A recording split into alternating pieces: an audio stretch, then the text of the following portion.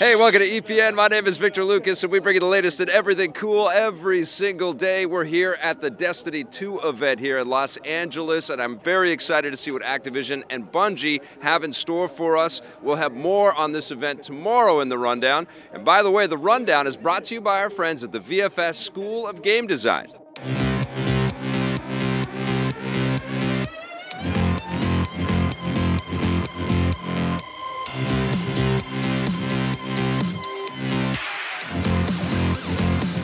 Thank you so much, Vancouver Film School. This Rundown is dedicated to our buddy Blair Farrell. It's his birthday today. Happy birthday. Here's your Rundown.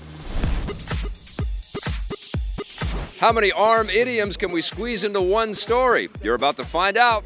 Nintendo has announced that their Switch-exclusive boxing game, ARMS, will be getting a global beta or test fire event, which they're calling a Test Punch. You don't need to twist any arms to get in. The Test Punch will be available with open arms to anyone who owns a Switch, and you don't need to pre-order the game either. Nintendo is keeping you somewhat at arm's length, though. The Test Punch will only take place on certain days, next Friday, Saturday, and Sunday, and then again the following weekend. The game uses a variety of control methods, most notably motion controls, allowing you to swing and flail your arms around in real life. These characters, can punch each other with these extendable arms. So whether there's a lot of close combat, there's a lot of far away combat, and everything in between, and it feels really different. The original idea and concept for this game, it's inspired by little things. Everything from Punch-Out, even to the multiplayer aspects and items from like Mario Kart, right? They wanted something to be a little unpredictable, but at the same time have this weird kind of unique gameplay thing where you've never felt it before. It's really weird to actually punch forward with your hand and then kind of steer it left and right in midair. Usually in most fighting games you would punch and you would just kind of stop, but here you have to really think about following through and making sure that your fist really hits the other person's, face. ARMS is expected to be popular and give the already successful Switch a real shot in the arm, which means you might still have some trouble finding one if you don't want to pay an arm and a leg on eBay. I guess someone could try and strong-arm Nintendo into increasing their manufacturing output. If you don't try it out during the Test Punch, no reason to be up in arms because the final version is almost in arm's reach. You'll be able to bear arms when it hits stores on June 16th. That was 9 ARM idioms, by the way. I could do this with one arm tied behind my back. 10! We've got another cool beta story to tell you about, and this time you don't have to worry about any corny ARMS idioms.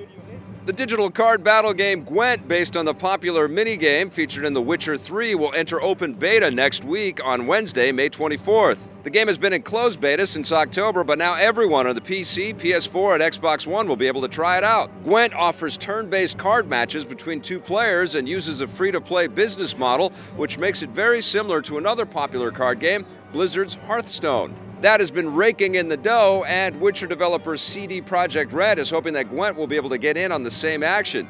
The full version of the game will lay its cards on the table later this year. Gwent isn't the only new Witcher adventure on the way. Yesterday, Netflix announced that they're creating an original series based on the Witcher novels with author Andrzej Sapkowski serving as creative consultant. Expect to be streaming that in the next few years. Get ready to warp into the final frontier again. The first full trailer for Star Trek Discovery is beamed down, giving us our first good look at the characters, environments, and story of the new series. The show takes place a decade before the events of the original Star Trek and focuses on a young Starfleet officer, played by The Walking Dead's Sonequa Martin Green, who's been groomed to take command of her own ship for the first time. This is happening against the backdrop of a brewing conflict between the Federation and the Klingon Empire, so there will be plenty of action. The show doesn't take place in the same timeline as the recent J.J. Abrams movies, although the look and feel are clearly inspired by those films. Something else we noticed is that the Starship Discovery itself looks a little different than when it first appeared in a teaser trailer at Comic-Con last year. Many fans complained that the ship looked too triangular and sharp, so I guess the producers took the criticism to heart and gave it a few curves. This is actually a very important factor in production design, especially in the sci-fi genre. Sharp edges unconsciously signify aggression, which is why bad guy ships are usually pointy.